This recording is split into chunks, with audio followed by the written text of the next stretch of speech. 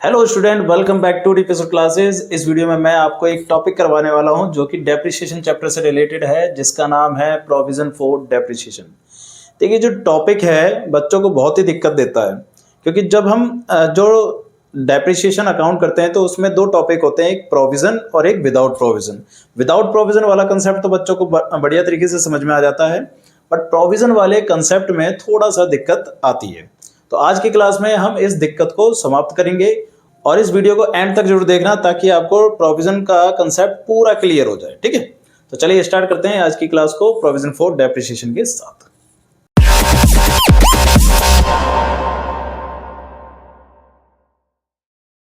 देखिए, सबसे पहले हम ये समझते हैं कि प्रोविजन जो होता है ना, वो बनाया क्यों जाता है और होता क्या है। अगर बेसिक से समझ में आ जाएगा ना तो क्लियरली जो फिर अकाउंट्स बनाते हैं हम तो इजीली तरीके से समझ में आ जाएगा। तो देखो, प्रोविजन का मतलब क्या होता है। प्रोविजन देखो, जैसे कि हमारे पास ना रिजर्व होते हैं। रिजर्व क्या होता है? रिजर्व का मतलब होता है जो पैसा हम बचा के रखते हैं उसको कहते हैं रिजर्व, जिसको हम नॉर्मली सेविंग भी कह सकते हैं, बट सेविंग वर्ड एक अच्छा वर्ड नहीं है अकाउंट्स के पर्पज से। हम उसको क्या कहते हैं? रिजर्व कहते हैं। ठीक है, और रिजर्व जो होता है, सबसे पहले तो ये समझो कि रिजर्व जो होता है वो आपके लिए एसेट्स होती है या लायबिलिटीज होती है। देखो, आधे बच्चों को तो यही नहीं पता होता कि वो एसेट्स है या लायबिलिटीज है। तो बेटा, आपको ये बता दिया जाए कि रिजर्व जो होती है आपके लिए क्या होती है? लायबिलिटीज होती है। रिजर्व को किसके कंसेप्ट में रखा गया है? लायबिलिटीज के कंसेप्ट में रखा गया है। क्यों रखा गया है? इसके पीछे कारण है। देखो, मान के चलो, रिजर्व निकलता कहां से? रिजर्व निकलता है प्रॉफिट में से। कहां से निकलता है? प्रॉफिट में से। और अकाउंट्स के पर्पज से प्रॉफिट जो होता है वो किसका होता है? वो ऑनर का होता है। किसका होता है? ऑनर्स का होता है। ठीक है, अब ऑनर्स का पैसा क्या है? प्रॉफिट। और प्रॉफिट में से कुछ हिस्सा कौन निकाल के रख रहा है? कंपनी। कंपनी ने कुछ हिस्सा निकाल के रख दिया, उसको कह दिया उसने रिजर्व। तो ये पैसा किसके पास है? अभी ये रिजर्व जो है कंपनी के पास है, यानी कि फर्म के पास है। किसके पास है? फर्म या कंपनी के पास है। फर्म ने पैसा रख रखा है, बट पैसा किसका है? ऑनर का। पैसा है ऑनर का, फर्म के पास रखा हुआ है। तो इसका मतलब फर्म के लिए क्या हो जाएगी? वो लायबिलिटीज हो जाएगी। क्यों? पैसा तो ऑनर का है, फर्म के पास रखा हुआ है, इसलिए जो रिजर्व होता है आपके लिए क्या होती है? लायबिलिटीज होती है। ठीक है ना। तो सबसे पहला कंसेप्ट तो ये कंप्लीट है कि भाई रिजर्व जो होती है आपके लिए लायबिलिटीज होती है। अब हम ये कहना चाह रहे हैं कि रिजर्व ना दो प्रकार के होते हैं। रिजर्व होते हैं दो प्रकार के। एक होता है आपका जनरल रिजर्व और एक होता है आपका स्पेसिफिक रिजर्व।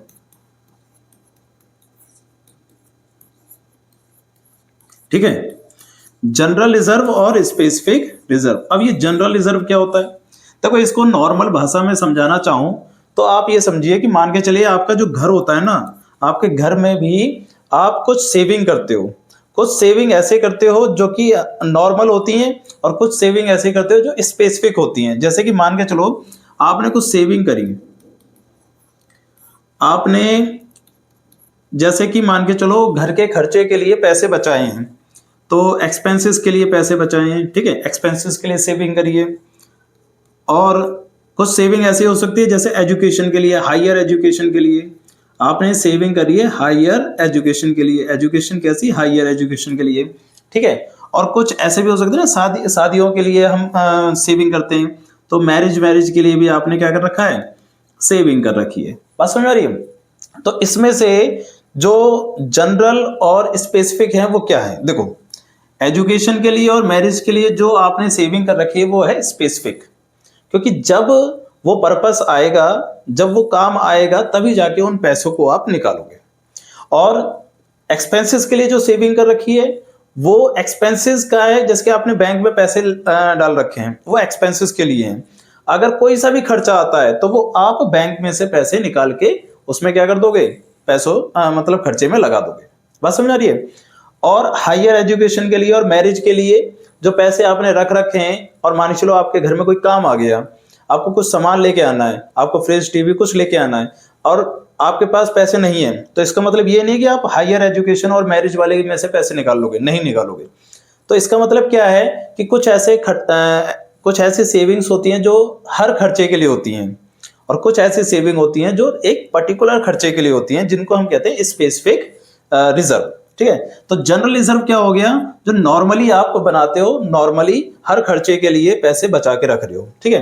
बट एक स्पेसिफिक रिजर्व क्या होता है, स्पेसिफिक रिजर्व वो रिजर्व होता है जो एक पर्टिकुलर चीज के लिए बनाया जाता है, किसी पर्टिकुलर ट्रांजेक्शन के लिए, पर्टिकुलर ट्रांजेक्शन के लिए। अगर आप कोई एक्सपेंसेस या जो सेविंग करते हो, ट्रांजैक्शन के लिए सेविंग करते हो, तो उसको क्या कहते हैं हम, एक स्पेसिफिक रिजर्व। और जो ये स्पेसिफिक रिजर्व होता है ना, इसी स्पेसिफिक रिजर्व का दूसरा नाम आ जाता है प्रोविजन। क्या आ जाता है, प्रोविजन। तो इसका मतलब क्या है कि अगर आपसे कभी कोई बोले कि भाई स्पेसिफिक रिजर्व क्या होता है, तो आप कह सकते हो कि प्रोविजन, या आप पूछे कि प्रोविजन क्या होता है, तो आप कह सकते हो स्पेसिफिक रिजर्व। बात समझ आ रही है। तो जो स्पेसिफिक रिजर्व होता है उसको क्या कहते हैं हम, प्रोविजन। अब ये हम पढ़ क्यों रहे हैं, प्रोविजन क्यों पढ़ रहे हैं, देखो ऐसा है जब हम डेप्रिसिएशन लगाते हैं ना, डेप्रिसिएशन लगाते समय पहली चीज, डेप्रिसिएशन एक नॉन कैश ट्रांजैक्शन है। कैसी है, नॉन कैश ट्रांजैक्शन। इसमें पैसे का लेन देन नहीं होता। तो सर क्या होता है, इसमें वैल्यू डिक्रीज होती है, वैल्यू कम होती है एसेट्स की, वैल्यू ऑफ एसेट्स आपकी क्या हो जाती है, इसमें डिक्रीज हो जाती है। क्या हो जाती है, डिक्रीज हो जाती है। सिंपल सा कंसेप्ट है। डेप्रिसिएशन एक ऐसा कंसेप्ट है जो कि नॉन कैश ट्रांजैक्शन होती है, जिसमें पैसे कम नहीं होते। क्या होती है, वैल्यू ऑफ एसेट्स क्या होती है, डिक्रीज होती है, ठीक है। अब अकाउंट्स वाले लोगों ने ये कहा कि भाई एक तो ये हमने खर्चा मान रखा है, खर्चा मान रखा है, और खर्चे के बाद हमारे पैसे भी कम नहीं हो रहे। तो खर्चा भी मान रखा है, पैसे भी नहीं कम हो रहे, तो ये कैसा खर्चा है। तो अकाउंट्स का एक पर्पस आया कि भाई ऐसा करो कि जितना भी आप डेप्रिसिएशन निकाल रहे हो, जितना भी, जैसे कि आपने 10,000 रुपए का डेप्रिसिएशन निकाला, तो 10,000 का जो डेप्रिसिएशन आपने निकाला है उसे खर्चा मान लिया, तो उतने ही अमाउंट का कैश निकालकर अलग रख दो। तो यानी कि 10,000 रुपए आप अलग से रिजर्व कर दो। क्या कर दो, रिजर्व कर दो, ठीक है। और किस पर्पस के लिए, मशीन के पर्पस के लिए। तो यहां पर ये जो रिजर्व बनाया जा रहा है, ये डेप्रिसिएशन के लिए बनाया जा रहा है, ठीक है। तो इसलिए इसको कहा गया है प्रोविजन फॉर डेप्रिसिएशन। बात समझ आ रही है, प्रोविजन फॉर डेप्रिसिएशन कहा गया है। बात समझ आ रही है ना। अब देखो आपको क्या क्या समझना है कि डेप्रिसिएशन एक नॉन कैश ट्रांजैक्शन है, बट उसमें क्या है, वो खर्चा है हमारा, एक्सपेंसेस है, बट उसमें कैश कम नहीं होता। तो कैश को कम करने के लिए अकाउंट्स ने क्या करा कि डेप्रिसिएशन जितने की लगेगी उतने का क्या बना दिया, उसने रिजर्व बना दिया कि भाई जितना पैसा एक्सपेंसेस के लिए लग रहा है उतना कैश निकालो और अलग रख दो, कि अपना कैश भी कम हो गया और खर्चा भी दिख गया हमें, ठीक है। और जो भी पैसा हमारा बचता जा रहा है वो हमारा क्या है, प्रोविजन है, रिजर्व है। इससे फायदा क्या होगा, इससे ये फायदा होगा कि आप जैसे कि फर्स्ट ईयर में आपने 10,000 रुपए बचाए, फिर सेकंड ईयर में भी 10,000 रुपए बचाए, ऐसे मान के चलो 10 साल में आपने पैसे बचाए, तो टोटल आपके कितने रुपए बच गए, 1 लाख रुपए।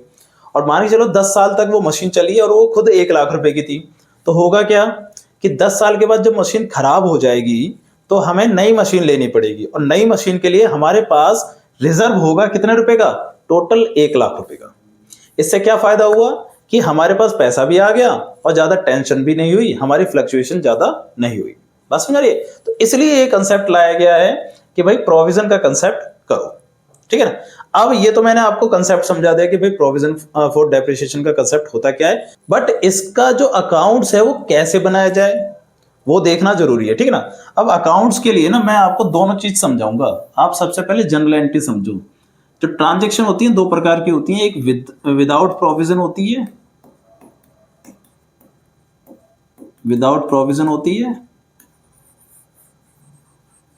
ठीक है, और एक विद प्रोविजन होती है।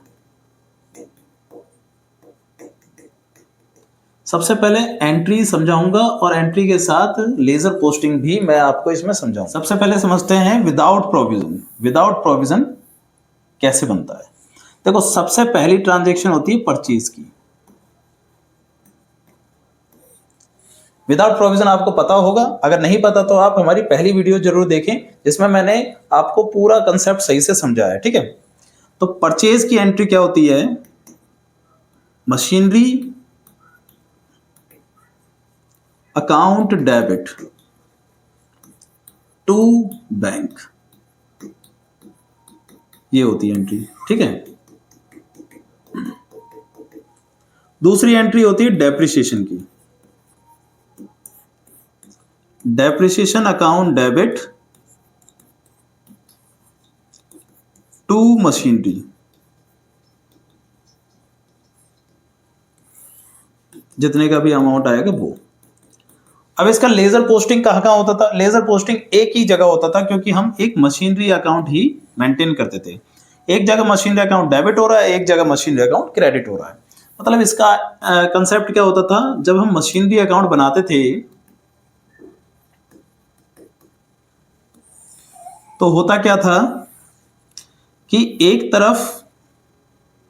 तरफ हम डेबिट कर देते थे। जैसे कि पहली एंट्री क्या हुई है, देखो लेजर पोस्टिंग, देखना मशीनरी अकाउंट डेबिट कर रहे हो आप, तो मशीनरी अकाउंट डेबिट इस तरफ और क्रेडिट इस तरफ। तो machinery account debit to bank इस तरफ लिखते थे। कब? जब आप मशीन को परचेज करते थे। ठीक है, और दूसरी entry depreciation debit to machinery. Machinery क्या हो रहा है? क्रेडिट हो रहा है, और मशीनरी जब क्रेडिट होगा तो किसके नाम से होगा? बाय डेप्रिसिएशन के नाम से। इस तरीके से आप एंट्री करते थे और फिर इसे क्लोज करते थे। इसका बैलेंस लिखते थे, फिर इधर लिखते थे, फिर यहां पर जो बैलेंस आता था आपका तो उसको कहते थे बाय बैलेंस सीडी। ठीक है, और ये बैलेंस सीडी अगले साल ट्रांसफर हो जाता था आपका, इधर आ जाता था टू बैलेंस बीडी, और फिर से डेप्रिसिएशन लगता था और फिर से अकाउंट क्लोज होता था।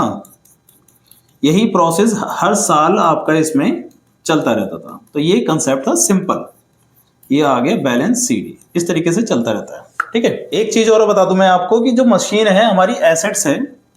ठीक है, और एसेट्स का जो नेचर होता है वो डेबिट का होता है। कैसा होता है? डेबिट का नेचर होता है। तो इसलिए ध्यान रखना, एसेट्स का जो नेचर होता है डेबिट का होता है, और इसमें जो ओपनिंग होता है वो डेबिट साइड में और क्लोजिंग होता है वो क्रेडिट साइड में आता है।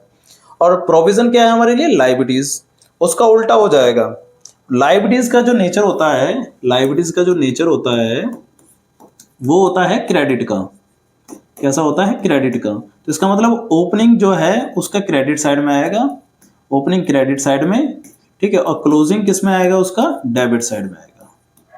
ठीक है, ध्यान रखना, ओपनिंग किस साइड में? क्रेडिट साइड में, और क्लोजिंग डेबिट साइड में उसका आता है। ठीक है, इस तरीके से ध्यान रखना।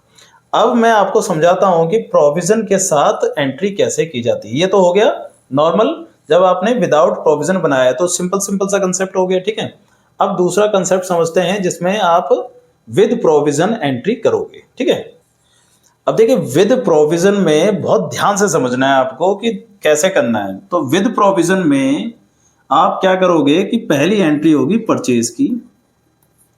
तो परचेज की एंट्री तो नॉर्मल वही होगी जो हर किसी में होती है, जैसे कि machinery account debit to bank account. ये एंट्री तो नॉर्मली वही होगी जो विदाउट प्रोविजन में होती है। ठीक है, ये एंट्री हो गई हमारी। दूसरी एंट्री डेप्रिसिएशन लगाने की। अब यहां पर ध्यान रखना है आपको, यहां पर हमने एंट्री क्या करी थी? Depreciation account debit to machinery, depreciation account debit to machinery. क्यों? क्योंकि डेप्रिसिएशन हमारा खर्चा है इसलिए डेबिट करा, और उसकी वजह से मशीन की वैल्यू कम हो रही है इसलिए उसको मशीन को क्रेडिट कर दिया। बट यहां पर क्या कर रहे हैं? अब हम यहां पर हम कर रहे हैं कि डेप्रिसिएशन हमारा खर्चा तो है, तो डेप्रिसिएशन को डेबिट तो करेंगे, मगर साथ में टू में क्या करेंगे कि उस पैसे को ट्रांसफर कर देंगे किसमें? प्रोविजन में। मशीन को कम नहीं कर रहे, अब ट्रांसफर कर दे रहे हैं किसमें? प्रोविजन में। तो एंट्री क्या हो जाएगी? Depreciation account debit to provision account, provision for depreciation. ध्यान से समझना, क्या करा हमने? जो पैसा हम मशीनरी में ट्रांसफर करते हैं उसको ट्रांसफर ना कर किसमें ट्रांसफर कर दिया? प्रोविजन फॉर डेप्रिसिएशन में। अब यहां पर आपके दो अकाउंट बनेंगे, एक मशीन का और दूसरा प्रोविजन फॉर डेप्रिसिएशन का। डेप्रिसिएशन का भी बना सकते हैं, बट अभी नॉर्मली मशीन और प्रोविजन का अकाउंट बना के मैं आपको समझा रहा हूं। अब देखो बहुत ही सिंपल सा कंसेप्ट है। पहला बनेगा आपका मशीन का अकाउंट,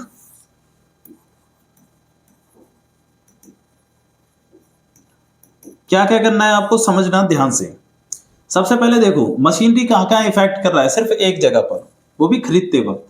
एंट्री क्या हो रही है, मशीनरी डेबिट टू बैंक, तो मशीनरी डेबिट ये रहा और टू बैंक, ठीक है। मशीनरी डेबिट टू बैंक, एक एंट्री आएगी और कुछ नहीं आएगी। अब विदाउट प्रोविजन में इस तरफ क्या आता था, डेप्रिसिएशन, बट वो डेप्रिसिएशन इस तरफ ना लगाकर हम किस तरफ लगा देंगे, प्रोविजन फॉर डेप्रिसिएशन में लगा देंगे।